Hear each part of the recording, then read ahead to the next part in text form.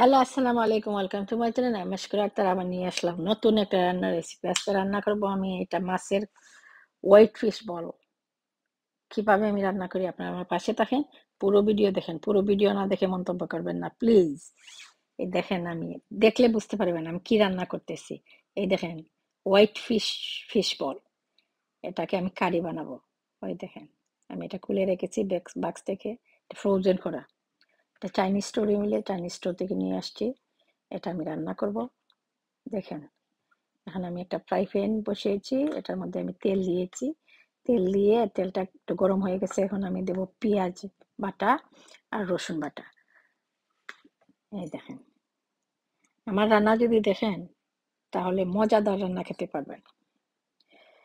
আমি শুধু বলি না মুখ দিয়ে যে আমি মজাদার রান্না করি, আপনারা আমার মতো রান্না করে খাবেন। জাস্ট ওয়াও, জাস্ট অ্যামেজিং, অনেক মজাদার রান্না। এটা আমি প্রথম রান্না করেছি, এটা আমার মেয়ে নিয়ে আসছিল স্যুপ বানাবে। আমি ভাবলাম এটা চিকেন এটা রান্না করে ফেলি কারি, কিন্তু এত স্বাদ হবে তা আমি বিশ্বাসই করতে পারি নাই। এটার মধ্যে আমি দিয়েছি রসুন বাটা আর পেঁয়াজ বাটা, দিয়ে দেবো এটার মধ্যে লবণ। লবণ দিয়ে আমি পেঁয়াজটা ভালোভাবে ভেজে নেব। অল্প পানি দিয়ে আমি পেঁয়াজটাকে কষিয়ে নেব। পেঁয়াজটা কষানো হওয়ার পরে তারপরে আমি দেবো এটার মধ্যে গুঁড়া মশলাগুলো এড করব। আমার পেজে অনেক অনেক ভিডিও আছে, যদি আপনারা আমার মতো রান্না করে খেতে চান তাহলে আমার রান্নার ভিডিওগুলো দেখতে পারেন। অনেক অনেক ভিডিও আছে। এই দেখেন আমার পেঁয়াজটা কষানো হয়ে গেছে, এখন আমি দেব গুঁড়া মশলাগুলো এটার মধ্যে এড করব।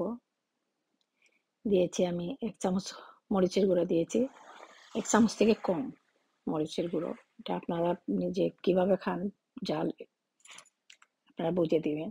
এখানে দিয়েছি ধনিয়ার গুঁড়ো 1 চামচ, পুরা মানে ভরা ভরা 1.5 চামচের মতো হবে ধনিয়ার গুঁড়ো। আর 1 চামচ দিয়েছি জিরার গুঁড়ো। জিরার গুঁড়ো চামচটা ছোট, তাই 1 চামচ থেকে কম দিয়েছি। জিরাটা একটু কম রাখবেন, সবসময় মাছের মধ্যে জিরা কম দিবেন। আর আমি দিয়েছি হলুদের গুঁড়ো 1 চামচ, দিয়ে আমি এটার মধ্যে পানি দিয়ে তারপরে মশলাটা বুনে নেবো। মশলাটা বোনা হয়ে গেলে তারপরে আমি ফিশ বলগুলা ছেড়ে দেব। এই ফিশ বলগুলা দিয়ে আমরা স্যুপ বানিয়ে খাই, আমি আজকে কারি বানিয়েছি। আমি মানে চেক করার জন্য যে এটা কিরকম হয়। এত সাধারণ, ও মাই গড, মানে মুখে লেগে থাকার মতো, অনেক মজাদার হয়েছে। এই দেখেন আমার মশলাটা কি লোভনীয় হয়েছে, অনেক মজাদার, দেখতে সুন্দর লাগতেছে না, কি বলেন? এখন আমি ফিশ বলগুলা ছেড়ে দিয়েছি। ফিশ বলগুলা দিয়ে ছেড়ে দিয়ে আমি একটু ফিশ বলগুলা খুব খসাবো, তারপরে আমি এটার মধ্যে পানি দেব। পানি দিয়ে তারপরে আমি পেঁয়াজ ধনিয়া পাতা আর কাঁচামরিচ গুলা দিয়ে দেবো। এটা আমি ডেকে রাখবো। অল্প আঁচ দিয়ে এটা আমাকে ভালোভাবে কষিয়ে নিয়েছি। এখানে আমি এটার মধ্যে দিয়ে দেব পানি।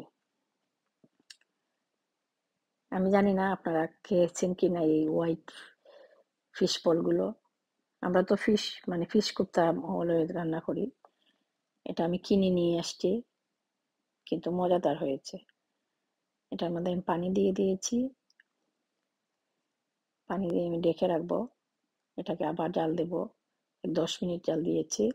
এখন আমি এটার মধ্যে দিয়েছি কাঁচামরিচ আর ধনিয়া পাতা, দিয়ে আবার 5 মিনিট জাল দিয়ে নামিয়ে ফেলবো। হয়ে গেল আমার হোয়াইট ফিশ বল কারি। কেমন হলো আমার রান্নাটা?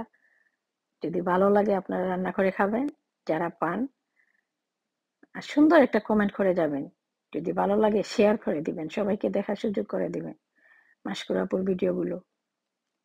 অনেক কষ্ট করে ভিডিওগুলো বানায়, কিন্তু আপনারা দেখলে কমেন্ট করলে খুব ভালো লাগে যে আমার ভিডিওগুলো মানুষে দেখে, অনেক খুশি লাগে। সুন্দর একটা কমেন্ট করবেন যেন আমি আপনাদের পেজে গিয়ে ঘুরে আসতে পারি। এই দেখেন আমার অলমোস্ট হয়ে গেছে, আমি আর 5 মিনিট এটা জাল দেব। রান্না তো সবাই করে, কিন্তু সবার রান্না একরকম হয় না, সবাই আমরা ডিফারেন্ট ডিফারেন্ট রান্না করি। তাই আমি কিভাবে রান্না করি এটা আপনাদের সাথে শেয়ার করি। ভালো থাকেন, সুস্থ থাকেন, আল্লাহ হাফেজ।